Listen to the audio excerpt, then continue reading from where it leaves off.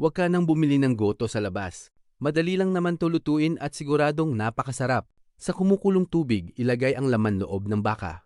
Maglagay ng suka, asin at dahon ng laurel. Pakuluan ng 10 minuto, tapos itapon yung pinagkuluan. Maglagay ulit ng malinis na tubig. Maglagay ng bawang, asin, dahon ng laurel at pamintang buo. Pinalambot ko yan ng 2 oras, pero mas maganda kung may pressure cooker ka. Sunod, gisahin ng mabuti ang luya, sibuyas at bawang. Tapos ilagay mo na yung tuwalya at isaw ng baka. Hiniwa ko lang yan ng ganyang sukat. Gisahin hanggang sa mag-brown katulad niyan. Timplahan ng patis at paminta.